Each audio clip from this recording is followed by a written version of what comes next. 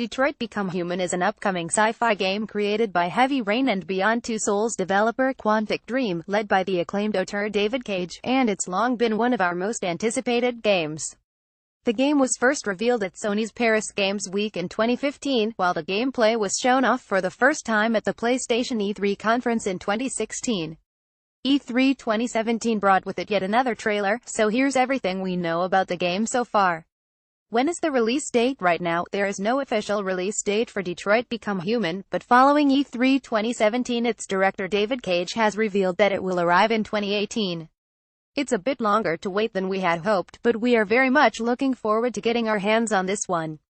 Besides, with a PlayStation Media Showcase taking place during PGW 2017, it's likely that we don't have long until we find out when it'll be released. Here's how to watch the PlayStation PGW 2017 announcement. If you're interested, you can pre-order it already from Amazon for £46, $59.99. The game is being published by Sony, so it's a PS4 exclusive. What is Detroit Become Human about? Detroit Become Human is a sci-fi game that centers around 7 different playable characters in the near future. As with previous Quantic Dream games, Detroit will feature an interactive narrative that apparently took Cage more than 2 years to write, and includes extensive motion-captured performances.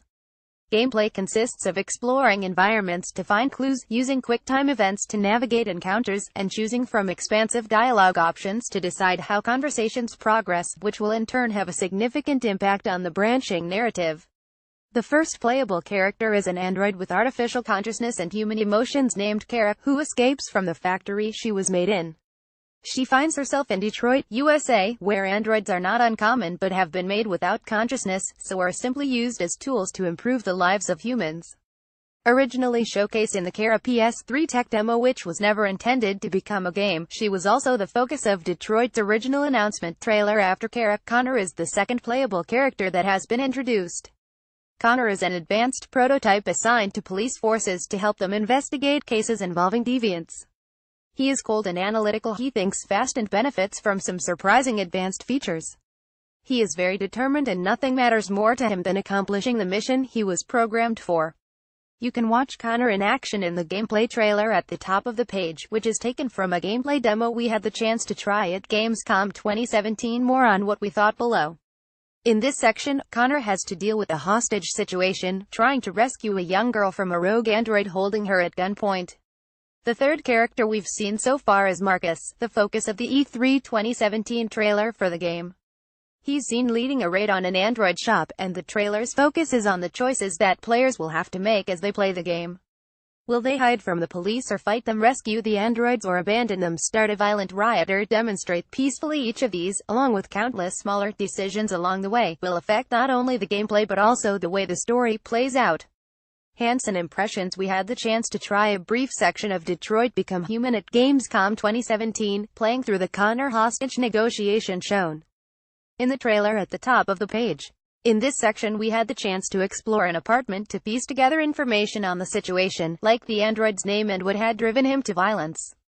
This is done using an investigation mechanic that will feel familiar to anyone who played Batman Arkham City, as you identify key points in a given area, scan them, and then play a reproduction of the events, forwarding and rewinding to spot crucial points and piece together clues. Visually, this is compelling enough, but as a gameplay mechanic it's just as underwhelming here as it was in Batman. There's not really any challenge or way to fail, so it's mostly just a question of moving the cursor over specific points, pressing a button, and being told what you've discovered. It doesn't feel much like detective work yet, though in Detroit's defense, few games have really cracked that sort of investigative mechanic yet. That information then unlocked new conversation options when we went to talk to him, improving our chances of success, though even then we still had to make difficult choices along the way, and it's clear that it won't always be as simple as winning or losing.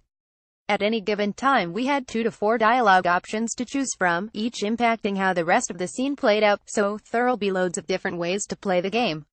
Most interestingly, the consequences of each choice weren't always immediately obvious, so players will still be surprised, and will likely be rewarded for paying close attention to other characters' behavior.